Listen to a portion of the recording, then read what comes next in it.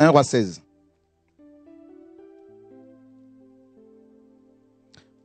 Verset 28. Omri se coucha avec ses pères et il fut enterré à Samarie. Et Akab, son fils, régna à sa place. Akab, fils d'Omri, régna sur Israël la 38e année d'Asa, roi de Juda. Akab, fils d'Omri, régna 22 ans sur Israël à Samarie. Akab, fils d'Omri, fit ce qui est mal aux yeux de l'Éternel plus que tous ceux qui avaient été avant lui. Et comme si c'était pour lui peu de choses de se livrer au péché de Jéroboam, fils de Nébat, il prit pour femme Jézabel, fils d'Ethbaal, roi des Sidoniens, et il alla servir Baal et se prosterner devant lui. Il éleva un autel à Baal dans la maison de Baal qu'il bâtit à Samarie, et il fit une idole d'Astarté. Akab fit plus encore que tous les rois d'Israël qui avaient été avant lui, pour irriter l'Éternel, le Dieu d'Israël. Voilà. C'est terrible ici. Vous savez que plusieurs, n'est-ce pas, histoires bibliques, époques, périodes, ne font que se répéter. Ça veut dire que même si nous avons les Écritures qui sont là, que nous avons entre nos mains, à part les Écritures, je dirais, nous vivons aussi ce qui est écrit, la parole vivante dans le quotidien. Ça veut dire que même si vous ne lisez pas la Bible, dans votre vie de tous les jours, vous allez, malgré vous, n'est-ce pas, expérimenter la parole de Dieu. Vous allez, malgré vous, n'est-ce pas, être confronté à des situations auxquelles étaient confrontés les hommes et les femmes de la Bible. D'accord? Ecclésiaste nous dit qu'il n'y a rien de nouveau sur terre. Ce qui existe a déjà existé. Et Dieu ne fait que ramener à la surface de la terre les choses qui sont passées. Alors, frères, sœurs, ici, il y avait un problème.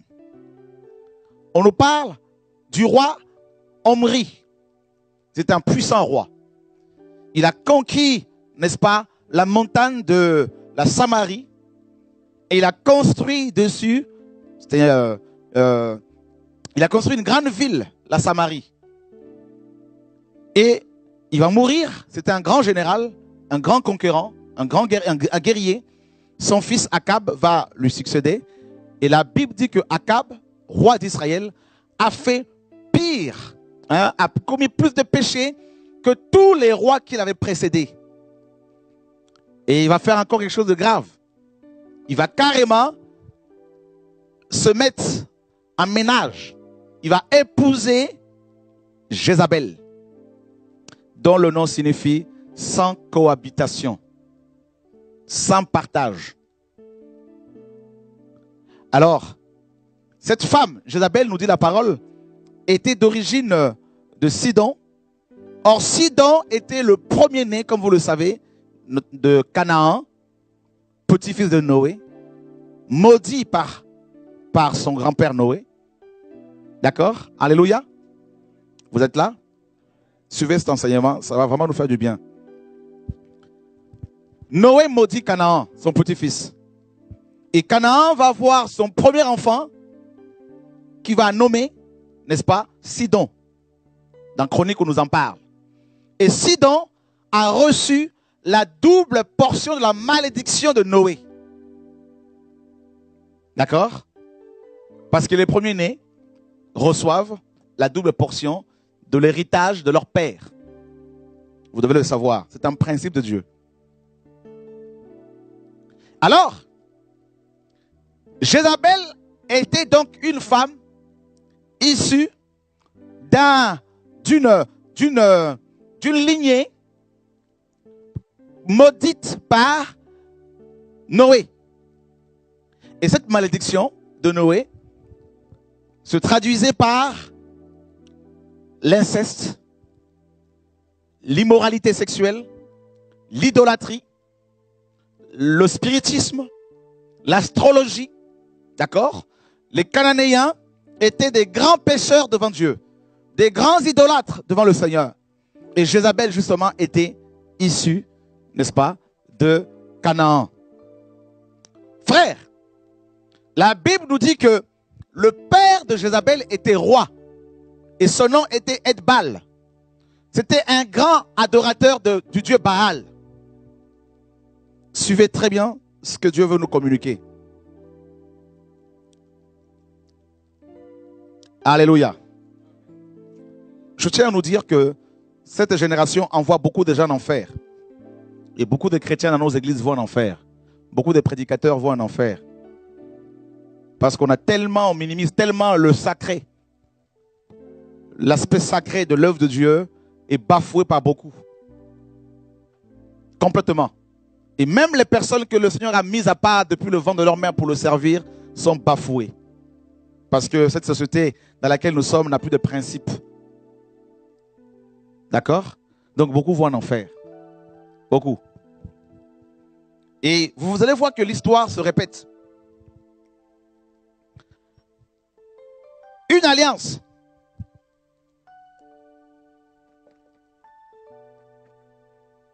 Akab entre dans l'alliance avec la malédiction de Noé.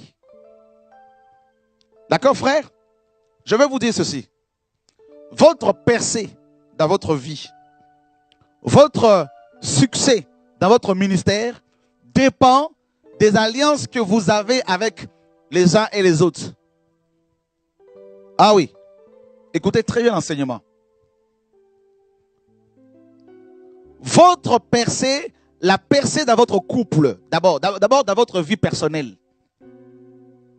Parce que vous êtes responsable de votre propre vie. Et vous êtes responsable également de votre couple. Et troisièmement, si vous dirigez une assemblée, vous êtes responsable de ce groupe. Responsable non seulement des gens qui sont avec vous, tous les jours dans votre assemblée locale, mais également responsable des gens que vous ne voyez pas et qui croient en vous, en votre ministère. Maintenant, vous êtes appelés à percer, aussi bien dans votre vie de tous les jours, vous en tant qu'individu, vous êtes appelés également à percer en couple, en tant que couple, parce que quand le Seigneur va revenir, il va juger les couples aussi. Vous serez jugés personnellement, je serai jugé personnellement, je serai jugé aussi avec ma femme de la gestion, n'est-ce pas, de la gestion de mon couple, et également de la gestion du ministère. Maintenant, votre percée personnelle, familiale, ministérielle, d'accord, globale, dépend des alliances que vous tissez avec les uns les autres. Vous savez, quand dans Psaume 1, il est dit « Heureux l'homme qui ne marche pas selon le conseil des méchants ». La Bible dit vrai. Qui ne s'arrête pas, n'est-ce pas, sur la voie des pécheurs. Et qui ne s'assied pas en compagnie des moqueurs. Vous avez été créé pour percer. Vous avez été créé pour faire des exploits. La parole nous dit dans Psaume, avec Dieu nous ferons des exploits. Maintenant, quand dans ta vie personnelle, il n'y a pas d'exploit, quand dans ta vie de couple, il n'y a pas d'exploit, quand dans ton ministère, il n'y a pas d'exploit, pose-toi des questions. Qu'est-ce qui se passe? Et regarde les gens avec lesquels tu as tissé des alliances. Alléluia. Tout à l'heure, une personne est venue me voir au bureau. T'inquiète pas, je ne dirai pas ton nom. Elle est venue, dès qu'elle est rentrée là, le Seigneur m'a commencé à me parler de son problème. Tout à l'heure au bureau. Comme souvent le cas. Ce discernement qui s'aiguise de plus en plus, je le bénis parce que ça me permet de voir maintenant qui est qui. Dès qu'elle est rentrée, le Seigneur m'a dit, voilà son problème, il y a ça, ça, ça, ça, ça. Elle est venue, c'est pour le mariage parce qu'il y a tant. Et le Seigneur me fait comprendre que c'est elle-même le problème. Vous voyez, il y a des liens de famille, ça c'est clair. Mais des alliances. Vous voyez? Je veux dire, vous avez des problèmes de maladie, vous avez des problèmes de santé. Vous allez avoir des rapports intimes avec un homme. mais vous rentrez dans une alliance. C'est une alliance. Vous avez des problèmes, vous voulez percer, mais vous passez votre temps avec les gens qui sont sous la malédiction. Mais vous êtes dans une alliance. Vous voulez percer comment? L'apôtre Paul était catégorique. Si quelqu'un, Pierre dira, même Jean, l'apôtre de l'amour, a dit que si quelqu'un va plus loin que la doctrine de Christ, il ne faut même pas lui dire salut. Vous voyez la notion de l'œuvre de Dieu qu'ils avaient? Nous, on l'a plus ou on l'a jamais eu. Mais en même temps, on veut marquer sa génération. On n'ira pas loin.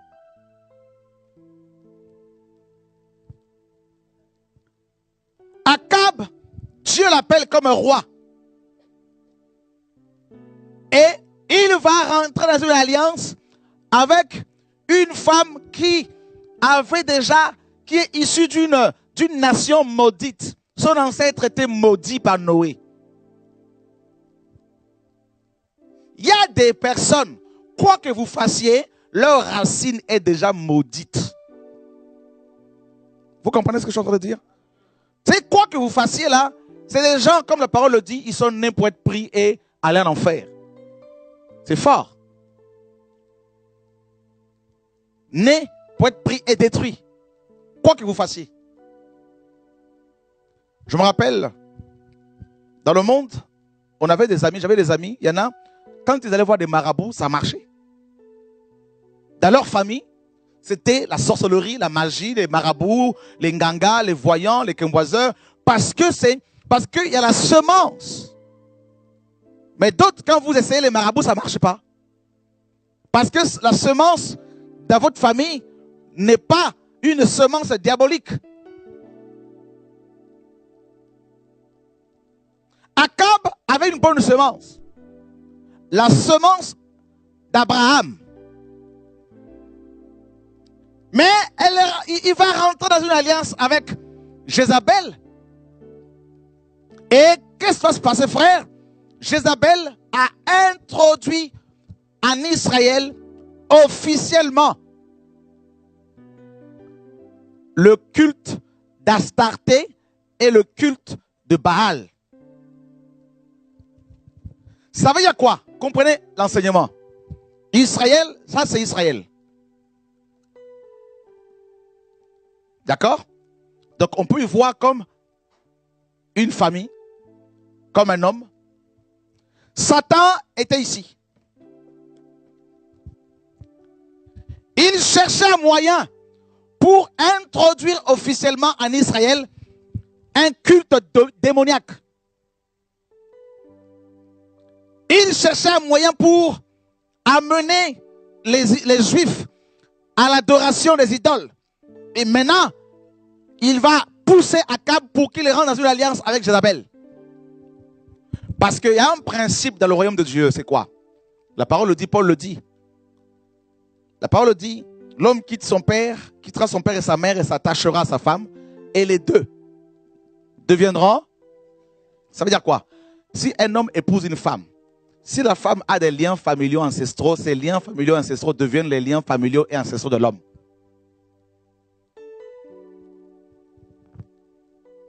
D'accord? Si la femme est maudite, parce que l'homme va l'épouser, automatiquement l'homme devient maudit. C'est pour cela qu'il faut l'onction supérieure pour briser cette malédiction.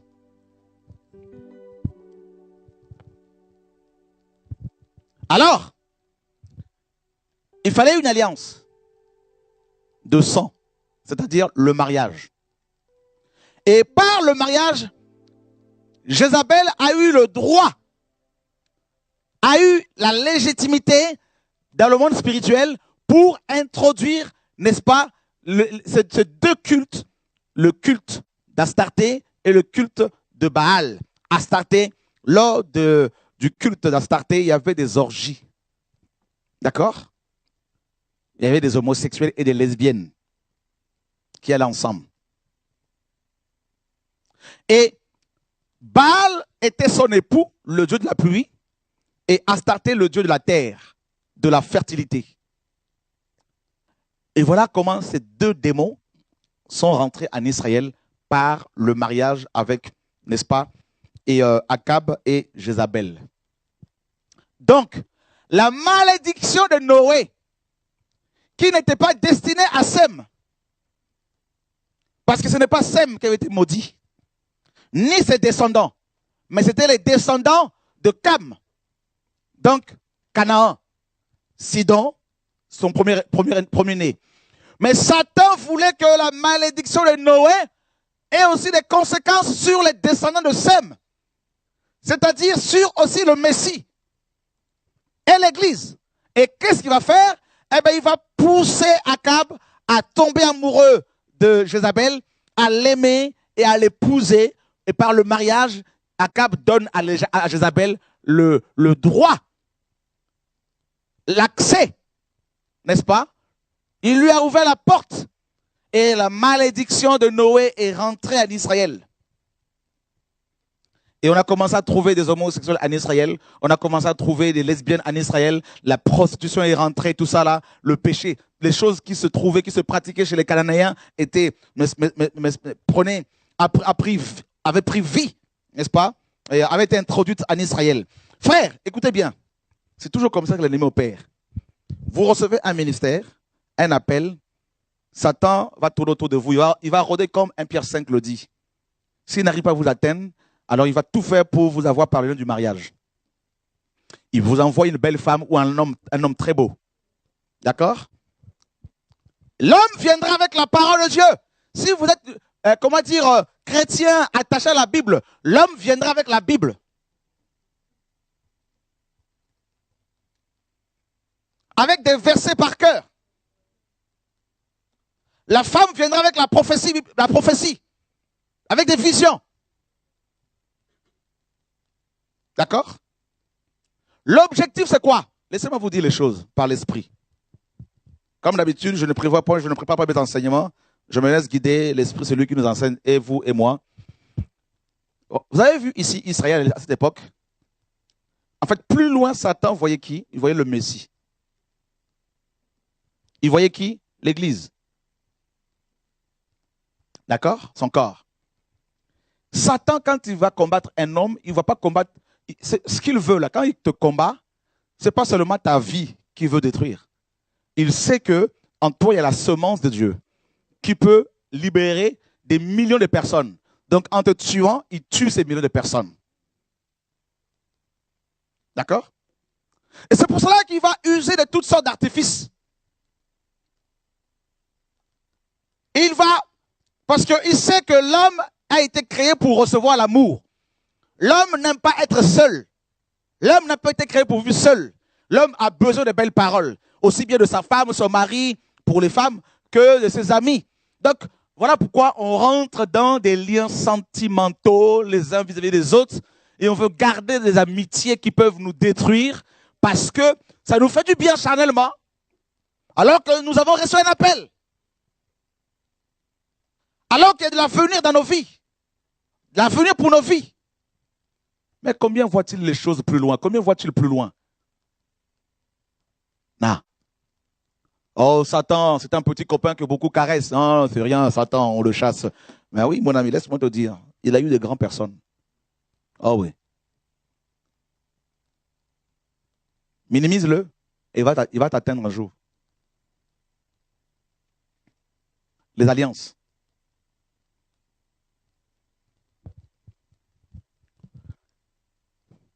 Il y a plusieurs types d'alliances. Il y a l'alliance avec Dieu. Il y a l'alliance, bien sûr, entre l'homme et la femme, le mariage. Il y a aussi l'alliance entre l'homme et son prochain, comme David et Jonathan. Voyez?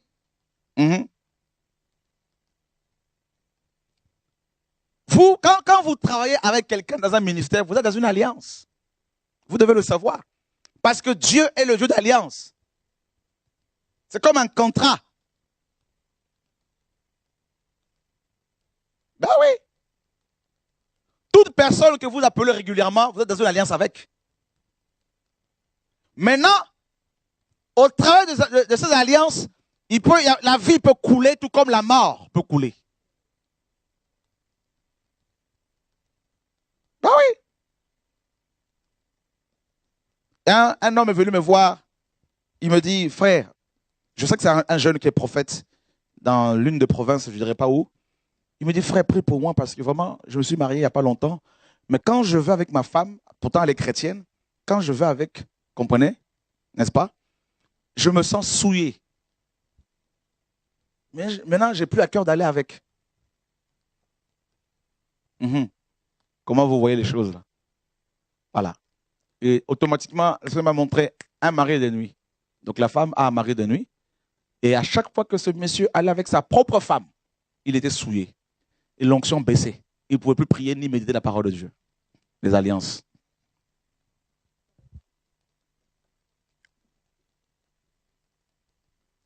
La Bible dit une mauvaise compagnie corrompt les bonnes mœurs.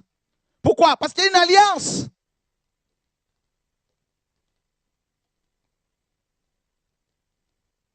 Comment des gens qui ont de l'avenir, des jeunes qui ont l'appel de Dieu, finissent-ils mal à chaque fois? Quand vous réfléchissez bien, vous regardez bien, ce sont les mauvaises compagnies, les alliances qui se sont concoctées ici et là, sans même se rendre compte. Ils sont tellement liés maintenant les uns aux autres qu'ils ne peuvent plus se passer les uns les autres. Ils ne peuvent même plus écouter Dieu et ils sont détruits. Parce qu'on a cru que tous ceux qui viennent dans nos églises sont chrétiens.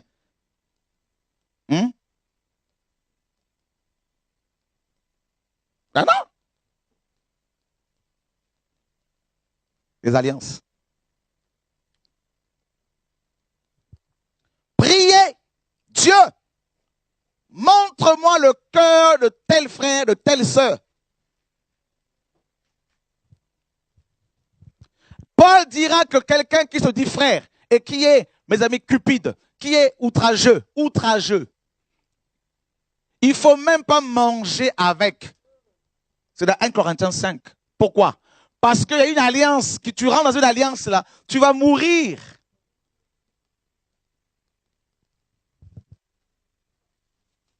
Dieu m'a enseigné cela, frère. Ah oui. Bon. Akab entre dans l'alliance. Jézabel. Vous savez, je vais vous dire une chose. Satan est comme un huissier. Vous savez, les lois des hommes nous enseignent beaucoup de choses sur la réalité spirituelle. Un huissier ne peut pas débarquer chez vous, casser votre porte et prendre vos affaires sans mandat, sans papier, sans autorisation. Et encore moins, il ne peut venir chez vous que si vous avez, n'est-ce pas, des dettes. D'accord? Et si vous devez de l'argent à quelqu'un, l'huissier a tous les droits de débarquer chez vous. Si vous devez de l'argent à l'État, l'huissier débarquera chez vous, cassera votre porte, et puis voilà. C'est comme ça que Satan opère. Satan ne peut pas entrer en Israël, faire n'importe quoi, sans un mandat.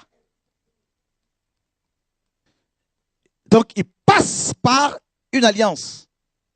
Et maintenant, il pouvait dire à Dieu, ma servante, Jézabel, est devenue un seul corps avec Akab, ton serviteur. Donc, j'ai le droit sur Israël. D'accord? Donc, à cette époque, il y avait n'importe quoi. Et qu'est-ce que Jézabel va faire quand elle est arrivée en Israël? Eh bien, on a vu, hein, Jézabel a mis en place 850 faux prophètes. 400 prophètes de Baal et 450 prêtres ou prophètes d'Astarté. Et la Bible nous dit que Jézabel, frère, les nourrissait tous les jours. Ces prophètes mangeaient à la table de Jézabel. Donc, Jézabel et son époux Akab étaient certainement à cette époque les plus grands employeurs d'Israël. Imaginez le nombre d'animaux qui devaient être tués pour la consommation pour la nourriture de ces 850 faux prophètes. Imaginez le nombre d'animaux qui étaient sacrifiés à Baal et à Astarté. D'accord? Et d'après Élie, ils avaient renversé l'autel de Dieu. Donc la vérité n'existait plus. Même les Hébreux les enfants d'Israël, croyaient maintenant que Baal était le vrai Dieu. Que Astarté était la vraie église. Baal était la véritable tête de cette église. Et à cette époque, c'est comme si les vrais chrétiens, on va dire, parce que cette époque, notre époque est similaire à cette époque. Vous avez vu, Baal était devenu Dieu. Vous savez pourquoi Baal? Pourquoi ils ont pris Baal? Parce que Baal est le Dieu de la pluie. Vous savez pourquoi la pluie? Parce qu'en Israël, les Juifs à l'époque étaient un peuple composé essentiellement d'agriculteurs. Donc, ils avaient besoin de la pluie. La terre était la plus grande richesse de l'époque. Les terres, ils avaient beaucoup de terres. Et il fallait deux types de pluie. La pluie de la première et de l'arrière-saison. D'accord? Une pluie pour préparer la terre à recevoir la semence et une autre pluie pour préparer la semence à la récolte. D'accord? Et sans ces deux pluies, les Juifs mouraient de faim. C'est pour cela que Dieu disait par les prophètes, demandez la pluie de la première et de l'arrière-saison. Or, ces deux saisons-là, hein, le printemps et l'automne, ces deux saisons étaient, n'est-ce pas, prophétiques, de parler du réveil, ces deux types de pluie. D'accord? Et voilà que Baal, quand les Hébreux avaient faim, ils priaient Baal. Quand il y avait la pluie, ils pensaient que c'était Baal qui leur donnait la pluie. Et la terre, quand elle produisait cette semence, du blé, de l'orge, ils croyaient que c'était Astarté qui leur donnait cela. Et voilà comment chaque Hébreu avait une relation intime, pratiquement, la plupart néanmoins. À cette époque, il y avait seulement 7000 personnes qui étaient mises à part, cachées. Vous vous rendez compte, frère, il y avait des millions de personnes en Israël. C'était même pas le 1% de la population qui adorait le véritable Dieu. Vous vous rendez compte?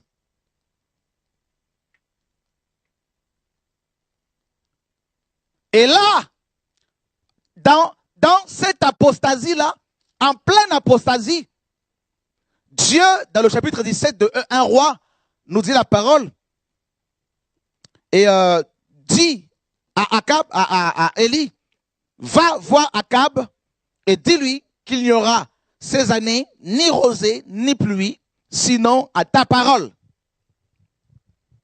Voyez, Dieu envoie Élie et Élie arrive et il dit à Akab, il n'y aura pas de pluie pendant 3 ans et demi. La confrontation.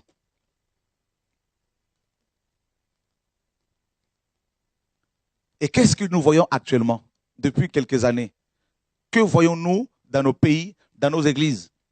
Eh bien, c'est le règne d'Akab, c'est-à-dire des dirigeants qui n'ont plus d'autorité. Des messagers que Dieu avait envoyés, qui n'ont plus leur tête sur les épaules.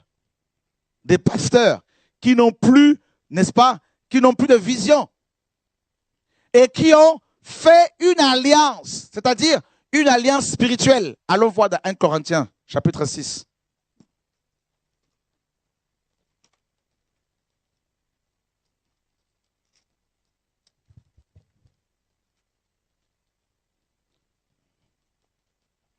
« 15 à 16. Quelqu'un peut le lire?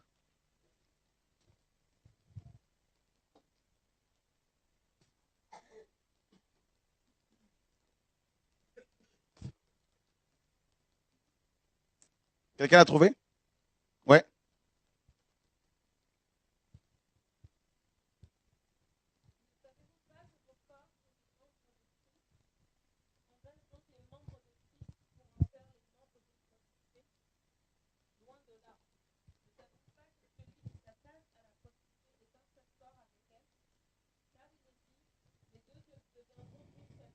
Ne savez-vous pas que celui qui s'attache à la prostituée, vous connaissez ce passage, n'est-ce pas? Et qu'est-ce qui se passe? Akab s'était attaché à Jézabel, la prostituée. Comment cela, Jézabel Comment peut-on dire que Jézabel était une prostituée? Bien sûr, elle avait prostitué sa spiritualité, n'est-ce pas? Elle priait Akab, à Baal et Astarté. Donc c'était une prostituée spirituelle. Et voyez, et vous avez vu, mes amis, notre génération, regardez bien notre génération, c'est une génération d'alliance. Satan a compris cela. Il sait que Dieu est le Dieu d'alliance. Et qu'est-ce que Satan propose aux hommes? Eh bien, les alliances. Unissons-nous, soyons un pour être forts, Babylone. Voyez,